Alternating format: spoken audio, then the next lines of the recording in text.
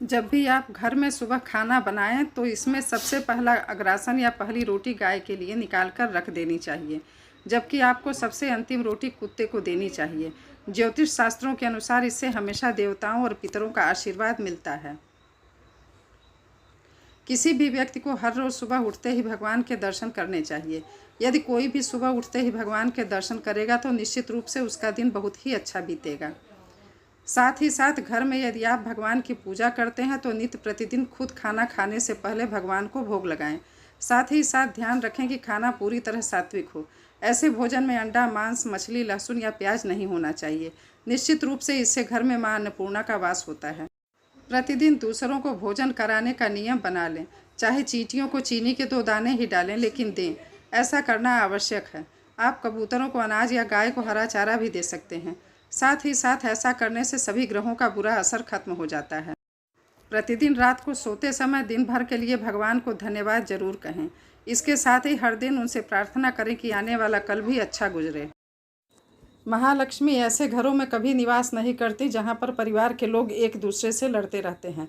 ऐसे में अगर आप महालक्ष्मी को प्रसन्न रखना चाहते हैं तो घर में भूलकर भी किसी के प्रति अपमानजनक शब्दों का प्रयोग न करें। जिन घरों में हमेशा पति पत्नी के बीच झगड़ा होता है और एक दूसरे के लिए अपमानजनक शब्दों का इस्तेमाल किया जाता है, उस घर में दरिद्रता का वास हो जाता है। यदि आप शुक्रवार के दिन किसी को कुछ उधार देते हैं तो उसे वापस लेने में आपको काफ़ी समस्या हो सकती है, और यदि कुछ उधार लेते हो तो उस उधार को चुकाने में आपको काफ़ी दिक्कत हो सकती है। सूर्यास्त के बाद घर में झाड़ू पोछा लगाने से बचना चाहिए। माँ लक्ष्मी इस समय पर झाड़ू पोछा लगाने से रूठ जाती हैं, जिसके परिणाम स्वरूप आपके घर में दरिद्रता अपने पैर पसार लेगी और घर में आर्थिक संकट आ सकता है। अगर किसी कारणवश झाड़ू पोछा की आवश्यकता है तो घर की गंदगी को घर में ही रखें और उसे सुबह सफाई के साथ ही फेंक दें। शास्त्रों की माने तो माता लक्ष्मी का आगमन घर के मुख्य द्वार से ही होता है, इसलिए हमें इस द्वार को हमेशा साफ सुथरा रखना चाहिए और घर की रसोई को भी हमेशा साफ रखें। इससे माता लक्ष्मी का वास निरंतर रहता है। जिस घर में औरतों का अपमान होता है या उनके साथ मारपीट की जाती है, उनके घर में भी कभी माँ लक्ष्मी का वास नहीं होता है। इतना ही नहीं, माँ लक्ष्मी उस घर की सुख शांति सब बंद कर देती हैं।